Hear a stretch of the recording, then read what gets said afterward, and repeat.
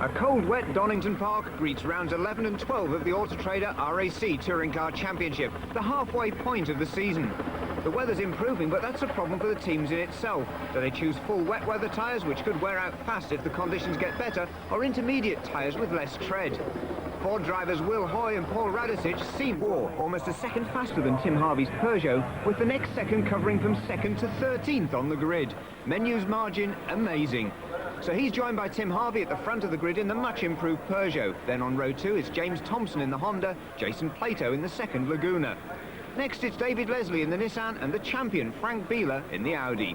He's followed by his teammate John Bincliffe alongside Anthony Reid on row 4. Hoy's next in the Mondeo alongside Rickard Rydell's Volvo, while local man Kelvin Burt's disappointed with 11th alongside Derek Warwick in the Vectra.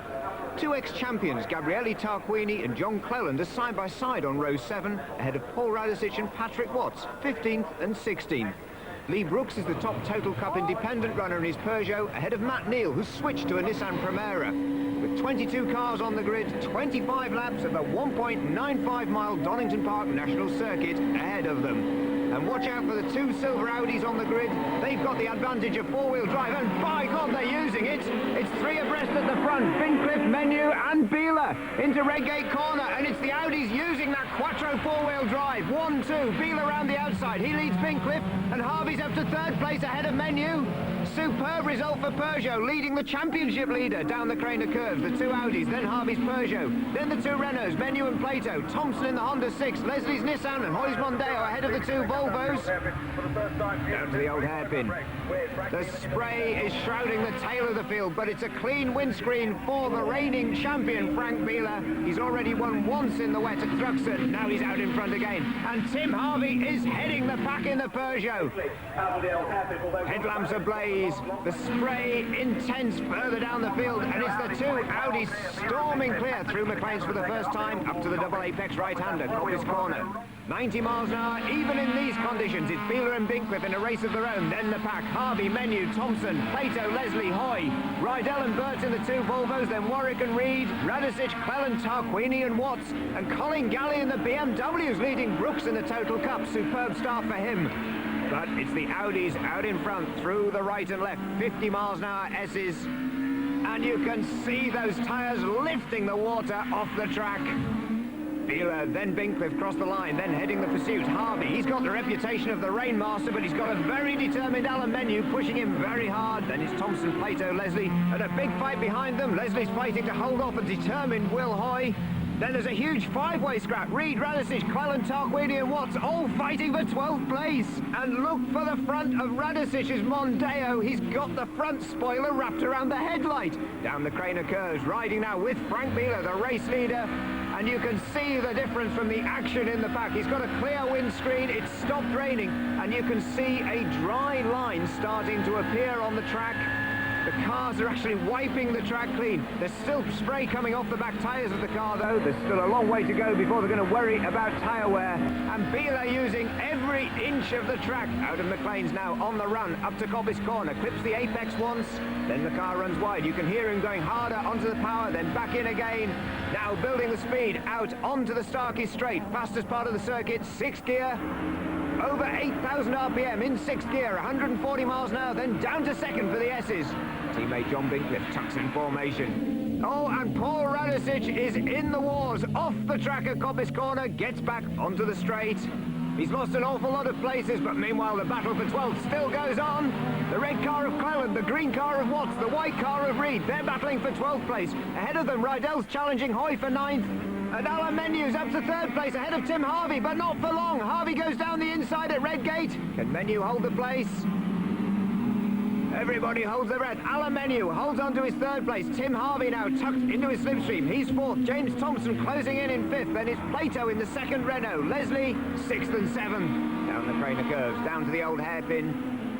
120 miles an hour in the dry. It's still over 100 in the wet. Riding with Alan Menu. Takes a look in his rear view mirror. Up through the gearbox, you'll see him lean left against the G-forces now through the Schwantz curve. The pack in the spray behind, still led by Tim Harvey and James Thompson, the Honda and the Peugeot. Back on the power now, out of McLean's, up to Coppice corner. And And again, down a gear, tiptoeing, sliding the car, letting it drift in the wet.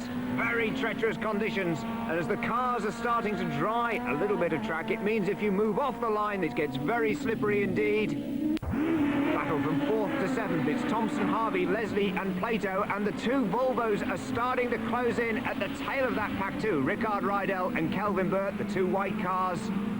But still, it's the red, white and black of James Thompson in 4th place. Leads this little group. Tim Harvey in the green and Gold Peugeot in hot pursuit. Then headlamps ablaze, the white Nissan Primera. David Leslie, the Flying Scotsman. But Jason Plato, after dropping back a couple of laps ago, is really fighting and closing in. Meanwhile, his teammate Alain Menu, 3rd place at the moment, is closing and closing on the two Audis ahead. Riding with Menu out of McLean's corner, runs right up onto that outer curb, building the speed up now for the run to Coppice, down the box, balancing the car. This is the corner Will Hoy said was the most critical corner on the circuit. It controls your speed all the way down the long Starkey straight.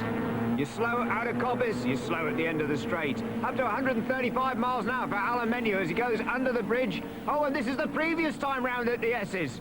John Cleland slithering down the inside of his teammate Derek Warwick. He moves up to 12th place, and I don't think Warwick's going to be very impressed about that. Warwick literally left with nowhere to go but the curbs and the back bumper of Cleland's Vectra. And Alain Menu is definitely closing in on the two Audis. It's visible now. Just a couple of seconds as they cross the line. And Anthony Reid's Nissan's closing in on Warwick's Vectra at the S's too. Fight's going on all the way up and down the field. John Cleland crosses the line. He's in 12th place. Warwick is in 13th place. We're riding with the 14th place man literally taking a bath on the front bumper of Anthony Reid's Nissan Primera. Closes right in on the tail of Warwick's car. Out of Redgate, through Hollywood now. Building the speed down the Craner curves. The most daunting corner on the circuit. The intercom is disconnected. Paul Radicic is climbing out. It's game over for round 11. Radicic taking a look at the front of the car. Interesting look on his face. So what was the problem? Made a good start and tripped a little bit, so they were right to penalise me. It didn't help me and really started. I made a good one and bumped into one of the boxes going into the old hairpin, and obviously broke the front of the spoiler, which didn't help the understeer too much. But then going into the back straight.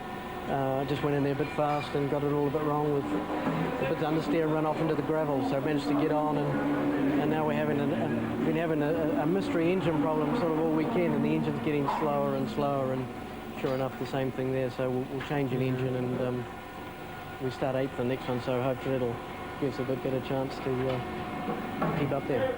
And Derek Warwick also in the pits, the car up on jacks, the 888 engineers peering under the bonnet. The car is obviously going no further. But just look to the right of our screens, out of Coppice corner, Alain Menu is closing all the time on the two Audis. The Renault Laguna quick out down the straight. Frank Bieler now starting to pass the back markers.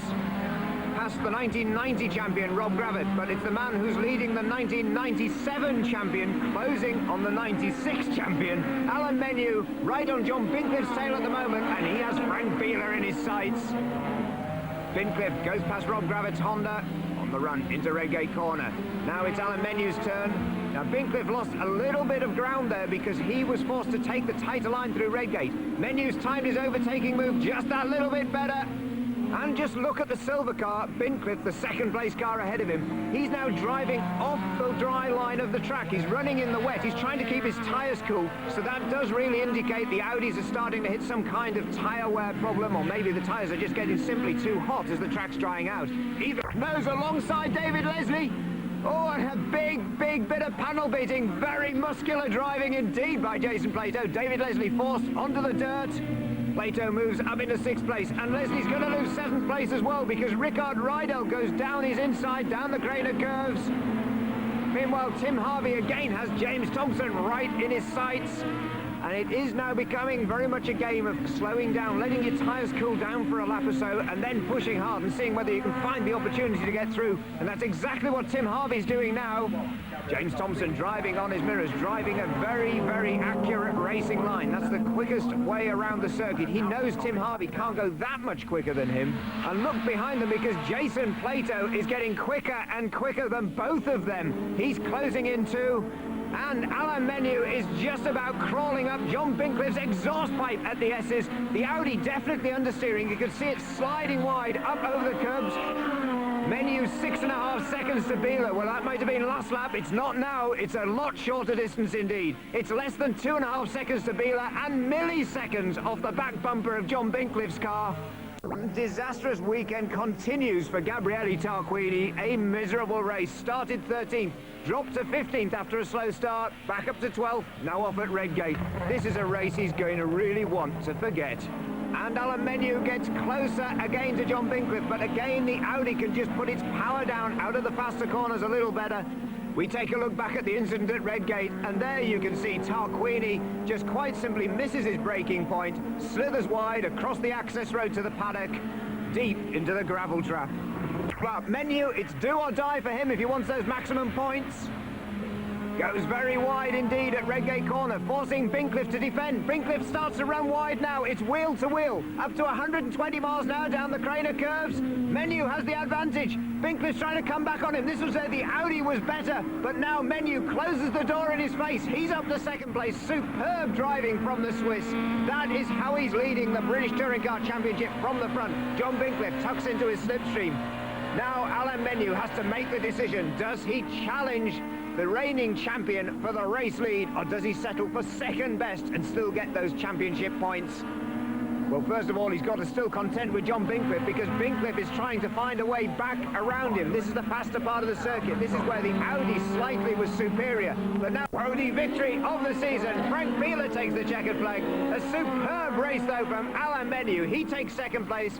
John Bincliffe can be very happy with his team role in holding up Menu. He finishes in third place.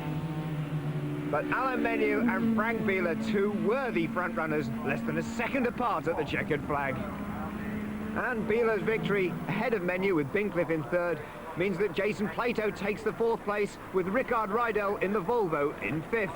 Sixth place went to James Thompson, holding off Tim Harvey for the remainder of the race, with Kelvin Burt, David Leslie and Patrick Watts rounding out the top 10. But Frank Beeler, the winner, his 10th British Touring Car Championship win, and the one probably he'll be the most proud of. Back in the Ford pit, though, the work goes on, changing Radisic's engine to allow him to start race 12.